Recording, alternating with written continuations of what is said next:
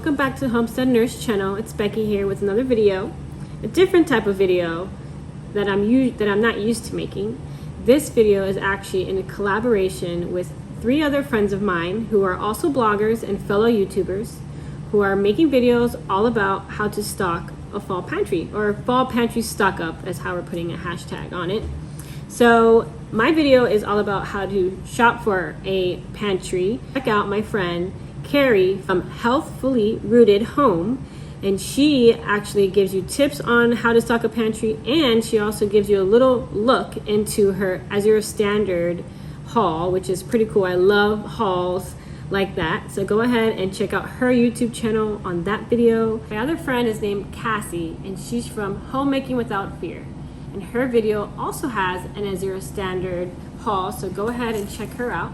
My last friend, her name is Barbara from Kowalski Mountain, and she's actually teaching you how to preserve a deer, which I think it's pretty cool, and I never seen that, so I was really impressed by her video. So go ahead and check out my friends' videos for all types of fall pantry tips.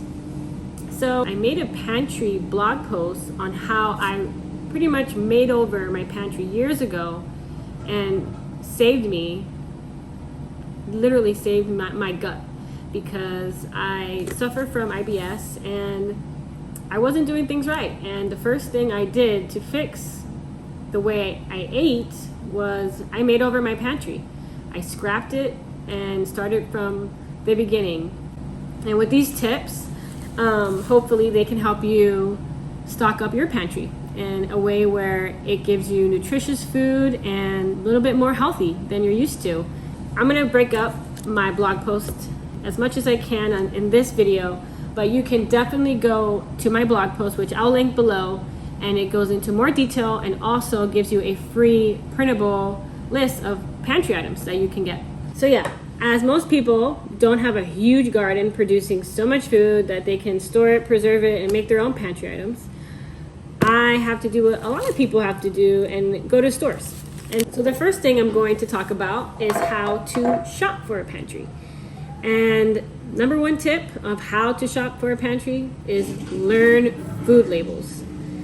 So when I started from scratch on my pantry, I never really looked at labels until I did that. And it takes a lot of time to read labels, but as soon as you know the basics, it's not that hard. After you see a word and you're like, nope, sorry, I'm not getting that, it's easier. See any of these, you can do your own research on what they are besides this video, but they're pretty much unnecessary to be in your food. So I would say when you're shopping for any pantry item, go ahead and look at the back of a label. And if it has, number 1, maltodextrin. It's actually a white starch from GMO corn that increases blood sugar more than table sugar, and it decreases good bacteria and has pretty much no nutritional value. And then we have carrageenan, a red seaweed that increases inflammation in your stomach and is actually scientifically seen as a human carcinogen and basically has no nutritional value. And then you have the famous high fructose corn syrup, which is pretty much in everything these days. And it is an artificial sugar, if I can say that word, artificial sugar made from corn syrup that can increase insulin resistance and various serious diseases like liver disease and diabetes. And then we have natural flavors. So natural flavors, it's really hard to not have natural flavors pretty much in anything. So sometimes you have to pick your battles. If I see carrageenan and I see natural flavors, I'm probably just gonna get the thing that has natural flavors. Synthetic chemicals used in plants and animal sources to create a taste or smell that they want. And it pretty much has no disclosure on how much they use. So those are some basics. If those things are in my food label, I pretty much put them back on the shelf and I just go on to the next one. You know they're not needed when a lot of other labels don't have it. And why they charge more? Well, obviously that's just the world we live in, unfortunately, where things that you don't need in your food is more expensive. And that's unfortunate. But we try our best, right? I mean, you can't always buy organic. I know that. You can't always get farm fresh things, and that's sad. But you just try your best. And so if I have to pick and choose, then at least I know what they are. Now, shopping tips number 1. First of all, if you cannot pronounce an ingredient, I would place it back down. That's what I was talking about earlier about knowing your labels. If you don't know what it is, I mean, if the list is this high compared to the list is this low, I'm going to get something that the list is this low and not this high. I mean, that's a no-brainer for me. Tip number 2, if a number is next to added sugars, I pretty much put it back on the shelf. Now, added sugars is also hard to avoid. So if a number is added sugars 5, then 10, I'm going to pick the 5 one. So, I mean, you're just going to have to pick your battles here. Tip number 3, if you see the word starch or corn or modified or sugar multiple times, I will think twice about getting it. Tip number 4, when I'm looking at oil ingredients, if it doesn't have olive oil, coconut oil, or avocado oil in it, I will put it back on the shelf. And that pretty much consists of like chips, things like that that have oil in it. I pretty much steer away from any other type of oil than those oils. Next thing is how to organize a pantry. Now, the first thing I did to organize my pantry is I scrapped everything, took everything out. I removed every single pantry item that I had. It took time, but it was way worth it. I pretty much took out all those labels that I just read that had those additives, and if they had them, I tossed them. Or you can give them to a food pantry. And it's sad, yeah, you wouldn't eat it, but you're giving it to somebody else. Kind of feels wrong, but I mean, food is food. At the end of the day, a lot of people who don't have money at all, or who can't feed their family at all, I mean, it's sad, but if there's food banks all over the world with plenty of food, even though they have additives, but sometimes when it comes to the poor, I mean, I feel bad throwing away food just because of a label. If it's full up to the brim and it's just something that I don't really want to put in my body, I mean, I'd rather donate it than throw it away. So you can do that. If it's in a box, I will recycle it. So paper or cardboard, I will go ahead and recycle it and put it in containers like this one to pretty much airtight whatever food is in there to let it last a little longer. Clear organized bins was a game changer for me. I was able to write on the actual bin and organize and label, or if you have a label maker, you can also put labels on your containers as well. Baskets are a great way to organize all your types of food in your pantry, and I love those. Lazy Susans are the best. If you don't have a Lazy Susan, I definitely recommend them. They just make your life a little easier, especially when you have all these spices. I mean, just to have something that's turning that you can try to look really fast, especially if you're busy, you just don't want to be shifting through all your spices. It's really a good way to get organized in your pantry. The next tip that I have is to do a healthy pantry inventory. Pretty much see what you have, what's left over, and see what you need. I mean, I'm sure you know by now what food or what you use to cook. And so, or you can actually print out something like a pantry list, like what I have in my blog, for you to print out to guide you on what things would be good to have in your pantry. So pretty much go down the line and do little checks on what I need, and when I get it, I know what I'm missing. So you can go ahead and go to the grocery store, maybe write down some of those additives that I mentioned earlier, and really do a good shopping trip in knowing what you're getting when it comes to your pantry items. Next tip is healthy pantry recipes.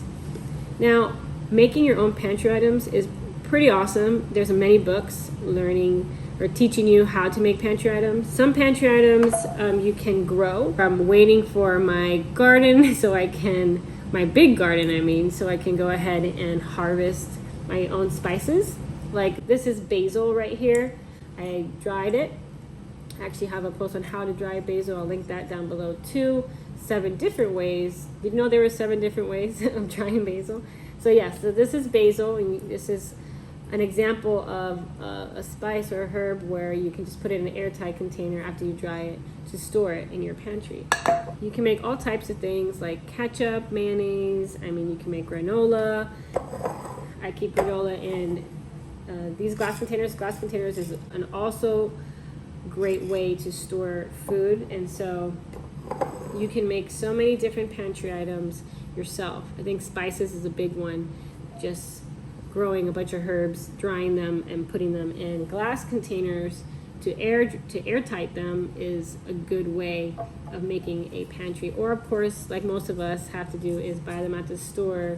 And I like to buy big bulk because as you see here with my oregano, I use so much of it that it's not even worth it.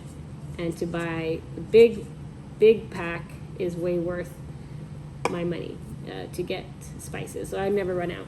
Next tip is where to buy pantry food items. There's so many different stores and online stores that you can buy pantry items. Just like my friends, my blogger friends who have Azero Standard hauls. That's one store that you can buy pantry items. I used to buy also items in a place called Vitacost. I'm not an affiliate for them, but I used to use them a lot, and so definitely they're a online store you can use. And I know a lot of people use Thrive Market, which I'm not affiliate either, but I know that that's a big one too. Obviously Walmart, your local grocery store, they're all great places to buy pantry items. Also Amazon. I mean, I know they have a pantry actual thing that you can go ahead and buy a bunch of food from Amazon if that's what you choose. And so obviously the main one that I prefer, which I can't right now, is the garden and preserving your food yourself. So that's free. Well, kind of. You still have to buy seeds and plant them and take care of them. It takes a little bit more work. That's another way to stock your pantry, is by having a garden and making and growing herbs yourself to stock up for your pantry. And we can't forget farmers market. Going and supporting your local farmers and buy pantry items or buying spices to dry and have them grow it, you buy it and you dry it, are a great way to support your farmers and to stock up your pantry for the fall. Now my other tip is a pantry list. Like I said, you can go to my blog and it has a whole list for you and a printout for you, but I'm going to tell you things that are always in my pantry. And when it comes to spices, I have my go-to spices all the time, and like I said, basil is one that I have that I dry myself and I put in airtight. I always have onion powder, I always have chili powder, I always have garlic powder, cumin, basil, like I buy and I grow, so basil on both, and then parsley and oregano. These are my go-to spices for everything. And also, it's not a spice, but salt. I use only Himalayan pink salt. I said that wrong. Himalayan pink salt. And I buy it in bulk. I put it in a glass container and then I put it in a shaker and I go ahead and do that. And so those are my go-to spices all the time when I cook. Either I'm making spaghetti sauce or pizza sauce, I always use these spices all the time. When it comes to nuts and seeds, I always have almonds. I always have also walnuts on hand. I also put them in big containers, and I love these tops here from Ball. They are leak-proof tops, and they are great to store all your nuts and seeds. I showed this before, but my oats, I put them in also a glass container. And this is right here, this is actually granola that I made. And so I put things like that in glass containers as well. Next is baking. So I love these glass containers, and I put all my flour in here. Back in Washington, where I moved from, I have labels on them, which I don't have my label maker here, but one day I'll make a pantry video of all the things I actually made, and you can see everything I have when I have it all. But right now I'm in limbo, so I don't have everything. I'm just trying to survive at this point. But right now I did snag these at, I think, Ross actually, and I just put my flour in here. I always get organic flour. I have reasons why I only buy organic flour. I don't buy everything organic all the time. It's hard to do that. It can be pricey too. I mean, I go to my local farmers markets and things like that, but when it comes to flour, that's the one thing that I don't budge on, is because I bake a lot. I think it's important, depending on moderation. If you eat something a lot, you really can't regulate how many additives are in there, if it's organic or not. And so for me, since I bake a lot, I definitely try to always get bulk flour, organic flour. So all-purpose, almond, this is all-purpose flour, and this is acorn flour. And so I always put flour in these big, huge glass containers in my pantry. Next up is condiments and cooking oils. So I always have coconut oil and olive oil and avocado oil, like I said earlier, but I always have a big tub of coconut oil in my pantry. Miscellaneous items I always have in my pantry is chia seeds. Obviously I need to buy more chia seeds, but I love chia seeds. I put it in yogurt, especially for my 3-year-old who doesn't know that they're in there. And so chia seeds is a good source of omega-3, so I always have chia seeds in here. You know, I saw a video on how to grow the plant to make chia seeds, so I'm super excited one day to grow my own chia seeds. And then I have grass-fed and pasture-raised beef gelatin powder. I always have this in my pantry because I like to make things like gummy bears for my kids, or marshmallows, and you use gelatin powder, and this is a good powder to have, especially if it's grass-fed and pasture-raised. So I always have this in my pantry. Another thing I always have in my pantry is honey, local honey. We eat a lot of honey, especially on yogurt. Like I said, I always get plain yogurt. I don't buy yogurt or Greek yogurt that have any extra sugars in it. I always add sugar myself, and usually I put honey. And so we use a lot of honey in baking and snacking. Next thing I always have in my pantry is flaxseed. So flaxseed I also use in baking. This is ground flaxseed. I got this from Amazon actually, and so I love having bulk. And so I'm not really using it right now, so that's why I don't have it in a glass container, but flaxseed is always in my pantry. Next thing, this is actually for snacking. I have raisins. So I always have raisins in my pantry because I use it for baking and things like granola bars, and I also put it in granola itself. So my kids also like to snack on raisins too, so raisins are always in my pantry. And then, or like I said, I bake a lot. I always have chocolate chips. I always have chocolate chips in my glass containers. I love Lily's chocolate chips. Those are my favorite because they are of 0 sugar, and they don't taste, they taste just like regular chocolate chips that have a bunch of sugar in it. And so it's a little bit more pricey, but I definitely save with the package. I definitely take the package out, and I put all my chips in glass containers for baking. So those are all my tips on how to stock up on your pantry. Either you want to just be a little bit more healthier, or you just want to revamp your pantry. I hope these tips helped you, and don't forget to stop by my friend Kyrie from Healthily Rooted Home and Kassy from Homemaking Without Fear, and Barbara from Kassy Mountain, and check out their videos on pantry stock up and food preservation. So guys, I hope you got something. I mean, this really helped me years ago, and I never looked back. My pantry has never looked the same since then. It's so much better, and I hope all these tips help you.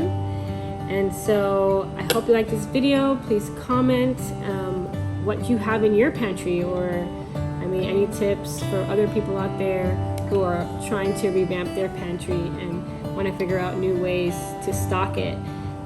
If you haven't subscribed, please do, and I'll see you guys in the next video.